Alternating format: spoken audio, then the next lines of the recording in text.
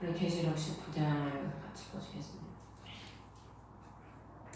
17장, 18장에 바벨론이 심판을 받아서 맷돌이 바다에 빠져서 다시 올라오지 못하는 것처럼 사라지지요. 그러므로 우리가 이거 눈에 보이는 모든 것들은 본질이 아니기 때문에 언젠가는 다 사라질 것들이라는 것을 우리에게 말씀해 주고 있는 겁니다. 하나님께서 말씀이 계심에 그 모든 만물이 다 생겨났잖아요. 그러니까 하나님이 또 말씀으로 거두시면 그 모든 것들이 이제 사라지는 거죠. 그 세상의 모든 것들이 사라지니까 19장에 하늘이 바벨론의 심판을 기뻐한다. 1절에 보면 이 일들 뒤에 이 일들이 뭐겠습니까? 세상 17장 18장에 바벨론이 다 멸망을 심판을 받아서 다 사라진 뒤에 그 뒤에를 말하는 거죠. 내가 들으니 하늘에 많은 사람들의 큰 음성이 있어서 이르되 할렐루야 구원과 영광과 존귀와 권능이 주 우리 하나님께 있도다. 세상은 다 심판을 받아서 사라지지만 우리 하나님의 백성들은 그 심판당하는 그 환난 속에서 우리 하나님이 구원하시잖아요. 노아 시대에도 그 물로 심판하는 세상에서 노아와 그 식구들을 구원하지 않습니까? 그것처럼 하나님께서 그 심판 가운데 우리를 지키시고 보호하셔서 그 구원받은 하나님의 백성들이 우리가 지금은 땅에 살고 있지만 이제 하나님이 세상을 다 심판하시면 이제 우리의 본향으로 우리 몸이 옮겨져서 가는 거죠. 어떻게 보면은 뭐 지금도 우리가 주님과 교통을 하는 사람들은 지금도 우리가 하늘나라를 마음에 품고 살아가고 있는 거죠. 몸만 여기 있을 뿐이지. 하지만 이제 이때는 우리의 몸도 주님이 계신 그 하늘로 우리를 이끄셔서 데리고 가셔서 거기서 많은 구원받은 백성들이 한 목소리로 하나님께 지금 영광을 돌리고 있는 겁니다. 오늘 19장 1절부터 계속해서 1절에도 할렐루야가 나오고 3절에도 할렐루야가 나오고 4절에도 이들이 할렐루야 하면서 찬양하고 6절에도 할렐루야 하면서 전능하신 하나님을 찬양하고 있어요. 할렐루야가 4번 나오죠. 이 4는 4번은 완전을 의미하는 건데 우리가 구원받은 하나님의 백성들은 할렐루야가 뜻이 뭡니까? 주 여호와를 찬양하라는 뜻이거든요. 우리가 구원받은 하나님의 백성들은 다 주 여호와를 찬양하는 그 삶을 사는 거죠. 그래서 1절부터 6절까지 이 하늘의 백성들, 구원받은 하나님의 백성들은 할렐루야 하면서 하나님을 찬양하는 거예요. 우리가 우리의 신령도 이 땅에 살아갈 때에 우리가 모든 것들이 세상의 죄, 세상, 우리의 육신, 우리가 예수 그리스도를 믿으면 이제 이 성화가 되는 과정 속에서 처음에는 죄가 처리되고 그 다음에 세상이 처리되고 우리의 육이 처리되고 자아가 혈과 육이 처리되는 그 단계들이 다 있거든요. 그래서 그 책에 그거를 단계별로 잘 그렇게 기록을 해놨더라고. 그래서 우리가 하나님이 그게 바로 성화의 과정이거든. 그런 것들이 하나님이 죄악을 다 심판하시고 우리 안에 그런 것들을 다 처리하시고 하나님께서 성화를 통해서 성화시고 고난과 연단을 통해서 성화를 시켜서 우리가 예수 그리스도를 믿는 하나님의 백성들의 심령에 모든 세상 것들 죄를 다 심판하시는 거죠. 그래서 우리 안에 그런 것들이 다 하나님 보시기에 심히 좋았다라는 그런 새 창조의 모습이 돼야 되는데 그렇지 못한 것들을 하나님께서 하나하나 제거하시고 하나님께서 하나하나 새 창조를 이루셔서 마지막에 심히 보시기에 좋은 새 창조물로 하나님께서 우리를 만드시는 거죠. 그래서 우리의 심령이 그런 심령이 되면은 이 땅에 살아가는 동안에도 늘 우리의 심령에 찬양이 넘쳐요. 그러니까 우리가 그 심령이 아직 안 돼, 성장이 못 돼서 그 심령이 아직 안 되면 그 생명이 약한 건데, 그리스도 생명이 약한 건데, 그럴 때는 늘 세상 물결이 들어와요. 늘 세상 물결이 나한테 밀물과 썰물처럼 들어왔다, 나갔다, 빠졌다, 채워졌다. 근데 우리가 신앙이 성장하고 성령의 충만을 받으면 생명이 충만하다는 말씀이 성령이 충만하다는 말입니다. 그걸 표현을 그냥 이렇게 다르게 해서 뭐 다른 거지 그게 똑같은 말이에요. 따지고 보면 이게 성령이 충만하려면 어떻게 되냐? 그리스도와 교통이 충만해야 되고 교통이 깊어야 되지요. 그래야 성령이 충만하고 생명이 충만하게 되는 거죠. 또 물론 하나님 말씀도 기본적으로 많이 이제 우리가 보고 먹어야 되고 그러면 오늘 이 구원받은 하나님의 백성들은 늘 한 목소리로 하나님을 찬양하고 하나님을 찬양하는 그 기쁨으로 사는 거죠. 우리가 하나님의 백성이 뭘로 삽니까? 하나님이 주시는 은혜로 우리가 사는 것이고 하나님을 찬양하는 그 본분을 그거를 우리가 사명 삼고 그 본분을 우리가 위해서 살아가는 겁니다. 그래서 이제 보면 그분의 심판들은 참되고 의로우니 그분께서 음행으로 땅을 부패시킨 큰 음녀를 심판하셨다. 음행이 그리스도보다 더 세상을 사랑하게 만드는 게 사단이거든요. 그래서 그것 음행으로 땅을 부패시켰다는 것은 우리의 심령을 부패시켰다는 거예요. 세상이 여러 가지인데 세상의 것들 뭐 물질, 세상의 이런 것, 정욕 이런 것들이 다 세상이거든요. 그런 것들을 사랑하고 그런 걸 추구하다 보면은 심령이 부패가 되는 거예요. 그리스도를 따라가고 그리스도를 추구하면은 주님은 거룩이시기 때문에 우리를 날로 사랑케 해서 거룩하게 만들지만 세상 것을 추구하게 되면은 우리의 심령이 더 부패되죠. 그래서 세상 사람들은 예수를 안 믿으니까 뭘 추구하겠어요? 다 보이는 세상 것을 추구하는 겁니다. 그러다 보니까 다 부패되고 더러워지는 거예요. 하나님 보시기에 심히 부패된 그런 심령으로 살아가고 있는 거죠. 그래서 그들을 심판하시고 그 종들의 피의 원수를 그녀의 손에 갚으셨도다. 세상에 갚으셔서 바벨론을 심판하셨죠. 네, 심판하셨다는 것을 지금 말하고 있는 거죠. 그래서 3절에 그들이 다시 이르되 할렐루야 하더라. 그녀의 연기가 영원 무궁토록 올라가더라. 그럼 그녀의 연기가 뭐겠어요? 심판을 받은 곳에는 연기, 불에 타니까 연기가 올라와요. 소돔과 고모라 성에 연기가 옹기종처럼 타오르는 걸 아브라함이 봤다고 그러거든. 그러니까 하나님의 심판을 받아서 그가 타는 연기, 심판받아서 타는 고난의 연기가 새서쩍 올라오는 거죠. 그런데 4절에 24장로 내 짐승이 엎드려서 왕좌에 앉으신 하나님께 경배하여 이르되 아멘 할렐루야 화답을 하는 거죠.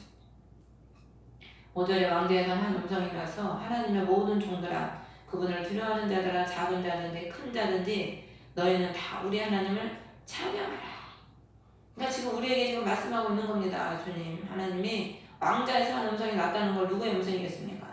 하나님의 음성이고 예수 그리스도의 음성이지요. 주님은 지금 우리에게 하나님의 모든 종들아 그분의 심판을 두려워하는 자들아 우리가 하나님을 경외하고 그분의 심판을 두려워하는 마음이 있어야 되거든요. 그 심판을 두려워하는 마음이 있어야 죄를 안 짓지. 그 두려워하는 마음이 없으면 죄를 그냥 물 먹듯 짓지요. 뭐 죄 좀 지으면 어때? 그냥 죄와 그냥 타협을 하고 짓게 되는 거죠. 근데 하나님을 두렵게 생각하고 하나님을 경외하면은 하나님이 제일 싫어하시는 게 죄잖아요. 죄. 죄를 우리가 멀리하고 자신을 쳐서 복종시키면서 경건의 훈련이 약간의 능력이 경건의 능력을 가질 수 있는 그런 신앙생활로 살아갈 수 있게 되는 거죠. 우선 찬양하라. 왜 찬양하라고 했어요? 하나님이 그만큼 우리에게 지극한 영광을 주시기 때문에 찬양하라고 하는 겁니다. 하나님은 심은 대로 거두게 하신 하나님이기 때문에 우리에게 그만큼 더 기쁨과 영광과 그 극한 영광을 누리게 하기 위해서 복을 주시기 위해서 하나님을 찬양하라고 하시는 거죠. 6절에 또 내가 들으니 큰 물의 소리 같고 많은 물들의 소리 같고 우렁찬 천둥들의 소리와 같기도 한 음성이 할렐루야 주 하나님으로 전능하신 분께서 통치하시는도다. 이제 이 구원받은 1절에 하늘의 많은 음성이 들리는데 이 음성이 바로 큰 물의 소리도 같고 물들의 소리 같고 천둥의 소리 같다는 거예요. 이 구원받은 백성들이 이제 할렐루야 하면서 하나님을 찬양하면서 뭘 찬양하냐? 이제 하나님께서 자기를 통치하신다는 걸 찬양한다는 겁니다. 그러니까 이제 1절에는 구원과 영광과 정의와 권능이 하나님께 있는 걸 찬양을 하고 3절에서는 그 원수를 심판하신 하나님을 의로우신 하나님을 지금 찬양하라는 거고 또 6절에는 이제 자기 백성들을 통치하시는 전능하신 하나님을 찬양하라는 거죠. 하나님께서 우리를 지금도 예수 그리스도를 믿는 사람은 이제 통치하시지만 앞으로 이제 하늘에서는 그 나라가 주님의 나라니까 더 우리가 그 안에서 통치를 받기 때문에 그때는 뭐 슬퍼할 일도 없고 울 일도 없고 근심할 일도 없고 온전한 그리스도의 몸과 우리의 모든 것이 영과 혼이 다 그리스도의 통치를 받는 거죠. 지금은 우리가 이 땅에 살기 때문에 이 땅의 통치를 받아야 되니까 예배 못 드리게 하면 또 못 드리잖아요. 어쩔 수가 없는 거야. 근데 그 나라 가면 그리스도가 통치하니까 우리가 뭐 누가 제재할 것도 없고 힘들 것도 없고 슬플 것도 없고 핍박받을 것도 없고 싸울 일도 없고 남편 때문에 속썩을 일도 없고 그냥 감사하면 할렐루야가 나오는 거죠.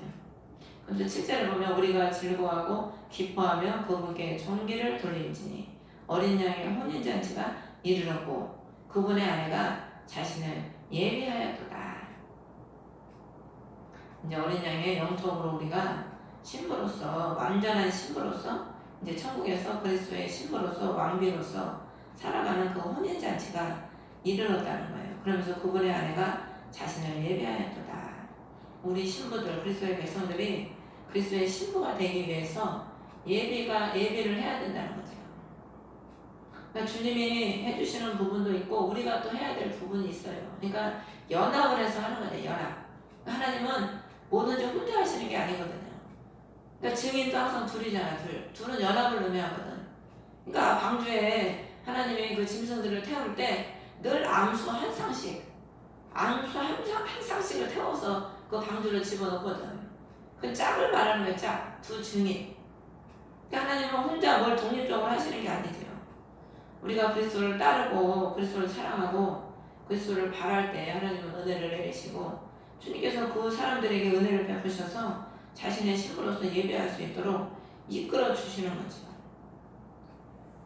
그래서 어린 양의 혼인잔치에 우리가 들어가는 아내가 돼야 되는데 그래서 마태복음 25장에 보면은 그 열 처녀가 나오잖아요. 기름을 예배한 다섯 처녀는 슬기로운 처녀라고 말씀하시고 기름을 예배하지 않는 다섯 처녀는 미련한 처녀라. 구절에 보면 말하기를 기록하라. 그만큼 중요하기 때문에 지금 기록을 하라는 거예요. 잊지 말라는 그런 의미죠. 어린 양의 혼인 만찬에 부음받은 자들은 복이 있도다. 이 어린 양의 혼인잔치 부음받은 자들이 바로 첫 열매입니다. 첫 열매. 이 부음을 받은 자들이 복이 있다는 거예요. 그러니까 여기 8절에 보면 또 그녀가 깨끗하고 희고 고운 암화포 옷을 차려입도록 허락하셨다. 고운 암화포는 성도들의 은이라. 이게 성경에 구약에서부터 암화포가 많이 나오는데 이제 개혁 성경에는 암화포라고 되어 있지 않고 배옷. 이 암화포가 그 하얀 이제 속옷이죠. 속옷. 제사장들이 입었던 속옷. 그리고 다윗이 입었던 성전 이거 하나님의 개가 들어올 때 막 춤출 때 속에 베옷을 입었다고 그랬는데 그게 암화포예요. 원어에는 다 암화포인데 그렇게 베옷으로 이제 번역을 한 거죠. 희고 고운 옷을 입었다는 것은 이들이 그리스도의 피로 씻고 그리스도의 보혈로 씻고 그 자신의 행위, 성도의 은이라 고운 암화포는 성도의 은이라는 것은 그들이 그 죄로 그리스도의 피로 송함을 입고 자기의 행위를 하나님의 말씀에 따라 살아갈 때 하나님께서 성도의 의라고 말씀해 주는 겁니다. 우리가 그리스도의 의를 덧입어서 구원을 받지만은 우리가 하나님의 말씀을 따라서 행하고 지킬 때 그리 성도의 의, 우리의 행위가 하나님 앞에 의롭다고 인정을 받는 거죠. 9절에 그래서 이런 자들이 혼인잔치에 청함을 받고 이 만찬에 우리가 부를 받은 자들이 가장 복이 복되도다. 그러면서 하나님의 참된 말씀들이다. 이것은 반드시 이루어진다는 그런 의미입니다. 참된 말씀이라는 것은 거짓은 이루어지지 않잖아요. 근데 참된 것은 반드시 언젠가 그건 이루어지고 드러나거든. 그러니까 하나님은 참된 말씀들이라는 것은 반드시 하나님 말씀들은 이루어진다는 거죠. 그러므로 우리가 반드시 이루어지는 이 하나님의 말씀을 붙잡고 살아가야 된다는 그 말씀을 하고 있는 겁니다. 10절에 내가 그의 발 앞에 엎드려 경배하며 하며 그가 내게 말하기를 나는 내 동료 종이요 예수님의 증언을 가진 내 형제들 중에 속한 자니 너는 주여여 그러지 말고 하나님께 경배하라. 그러니까 이가 9절에 그가 이제 이 지금 성경 여기 19장에는 이게 정확하게 누군지 말을 안 하고 있지만 이제 이 본문을 이렇게 보면은 이 하늘에 많은 사람들 중에 한 명이에요. 그렇기 때문에 나는 내 동료 종이요 예수님의 증언을 가진 자라, 형제들 중에 속한 자라, 이 말을 하는 겁니다. 앞선 자지, 앞선 자. 구원받은 앞선 자가 지금 사도 요한에게 앞으로 미래에 될 일을 지금 말해주고 있는 겁니다. 그러니까 우리가 신앙도 보면은 그 영적인 길을 앞서 간 자가 나중에 오는 사람을 이끌어가는 거예요. 우리가 지금 우리 성경도 우리가 신앙의 선배들이 그 피 흘리면서 고난 중에 하나님 말씀을 지키고 하나님 말씀을 기록하고 옮겨서 썼기 때문에 이거 지금 우리가 성경을 보고 있는 거지. 우리 앞선 믿음의 선조들의 희생이 없었다면 지금 우리가 이 성경을 볼 수 있겠습니까? 그리고 우리나라에 복음이 들어와서 앞선 많은 믿음의 우리 선조들이 순교의 피를 흘렸기 때문에 우리가 지금 예수 그리스도를 믿고 이 나라의 기독교가 이렇게 꽃이 핀 거지. 그들의 헌신과 순종과 피가 없었다면 우리가 이렇게 우리나라가 이렇게 될 수가 없어요. 기독교가. 우리나라뿐만 아니죠. 온 세계에 복음이 전파될 18세기, 19세기에 선교를 한 많은 선교사들이 다 순교했습니다. 얼마나 많은 선교사들이 순교의 피를 흘렸는지 몰라요. 그들의 순교의 피를 흘렸기 때문에 오늘날에 그 많은 사람들이 예수를 믿고 구원을 받을 수가 있는 거죠. 그렇지만 이 사도 요한이 그 사람 앞에 엎드려서 경배를 하려고 하니까 그렇게 하지 말라는 거예요. 주의하여서 그렇게 하지 말라는 거예요. 사람은 사람일 뿐입니다. 사람이 하나님의 자리에 앉아서 경배를 받으면 안 돼, 하나님처럼.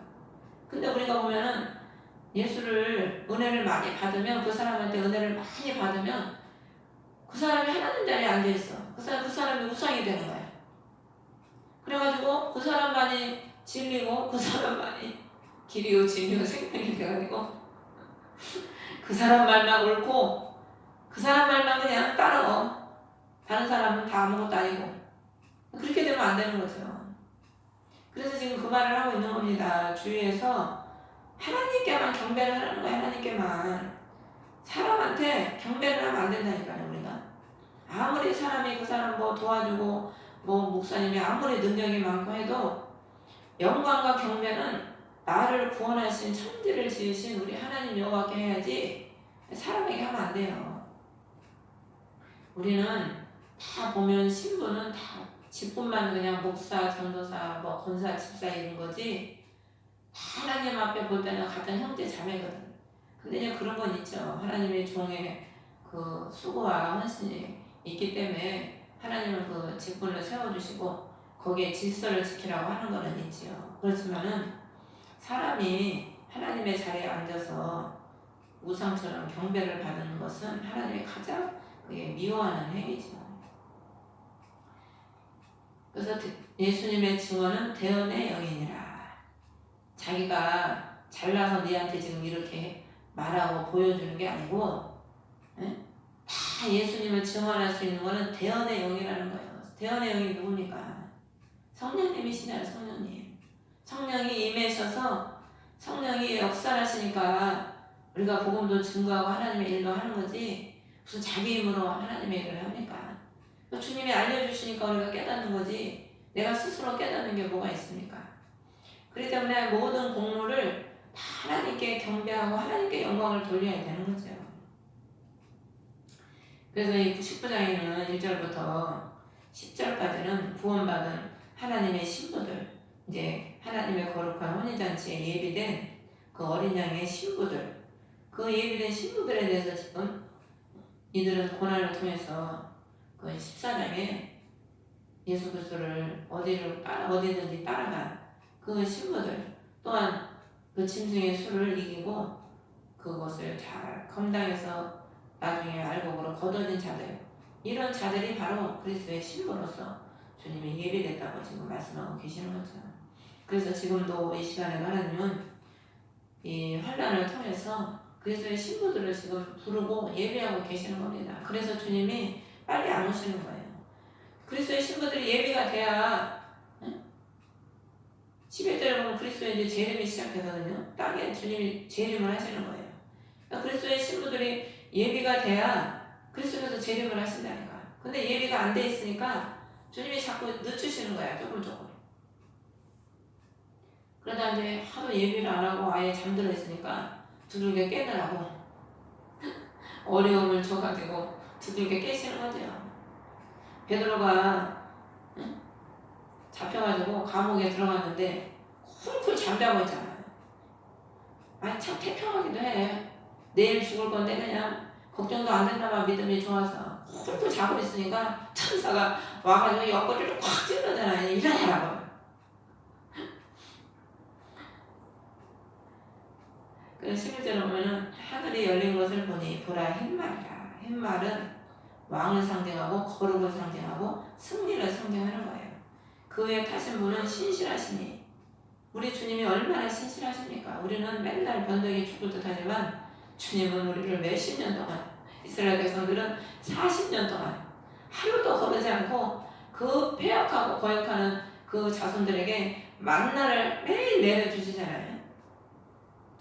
만나는 예수 그리스도 자신이라고 했거든요. 그러니까 주님은 폐역하는 그들에게도 신실하셔서 늘 자신의 사랑을 나타내 주시는 거죠. 끝까지 돌이키라고. 돌이키면 지난날에 39년 동안 지은 죄는 주님이 기억지 않거든. 저를 믿으시고 오르오셔서 너희들이 자복하면은 주님은 다 덮어주신다고 하잖아요. 그러니까 죽기 직전이라도 우리가 깨닫고 회개하고 그 구원받은 예수님이 못 박이실 때 구원받은 강도처럼 죽기 직전이라도 우리가 회개하고 주님을 받아들이고 하늘나라를 소망하면은 주님은 지난 죄를 묻지 않고 그리스도의 그 보혈로 다 덮어주시는 거예요. 그러니까 끝까지 하나님은 우리에게 신실하신 거죠. 끝까지 우리에게 기회를 주시는 거죠. 죽으면 기회가 없잖아요. 영원히 지옥에서 그 고통을 당해야 되거든. 그러니까 우리가 우리 주위에 소극적이고 답답한 사람들이 많아도 그냥 하나님은 우리를 끝까지 포기 안 하시니까 우리도 그리스도의 그 사랑을 가지고 끝까지 포기하지 말고 그 사람을 위해서 기도하고 그 주님이 우리에게 보여주신 그 사랑을 나타내 주신 것처럼 우리도 그들에게 그리스도의 사랑을 나타내 보이면 주님이 또 언젠가는 은혜를 베푸셔서 또 돌아올 수도 있는 거죠. 참되신이라는 거예요. 참되신이 진실하신 분이신 거죠. 그분은 의로 심판하며 전쟁을 하시느니라. 우리도 의로운 삶을 살기 위해서 원수와 전쟁을 하지 않습니까? 12절에 보면 그분의 눈은 불꽃 같고 그분의 머리에는 많이 관이 있다. 그거 같다는 것은 주님이 늘 만물을 잠시도 쉬지 않고 다 보신다는 거죠. 많은 관이 있다는 것은 영광의 주라는 거죠. 그리고 한 이름이 있었다. 그러니까 천하 많은 사람들에게 구원 얻을 이름을 주지 않았다. 오직 예수 그리스도 그 한 이름만이 구원의 이름인 것처럼 오직 우리를 구원하시는 그 한 이름은 예수님밖에 없는 거죠. 그래서 13절에 그분께서 피에 담근 옷을 입으셨는데 그분의 이름은 하나님의 말씀이라 불리느니라. 그리스도께서 죽으셨잖아요. 죽으심으로 충성을 했거든. 하나님 앞에 자기 생명을 피를 다 흘려서 하나님께 충성하고 순종을 한 거죠. 그러니까 그 옷이 피에 담갔다는 거예요. 그러니까 우리도 진짜 주님을 따라가려면 내 생명을 다 바쳐서 하나님 말씀에 순종하는 그 생명을 드리는, 그게 순종의 생명을 드리는 거거든요. 내가 하기 싫지만 그 하기 싫은 나를 꺾고 그 순종한다는 것은 자기 생명을 주님께 드리는 거랑 마찬가지인 거죠.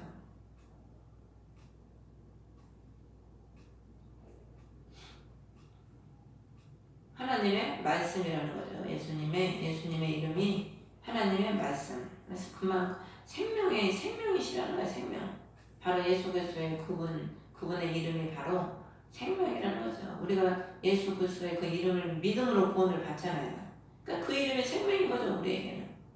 그래서 14절에 하늘에 있는 군대들이 희고 깨끗한 고운 나만꽃을 입고 흰 말을 타고 그분을 따르더라. 아까 8절에 이 어린 양의 아내들이 희고 고운 나만꽃을 차려입도록 허락했다고 그랬잖아요.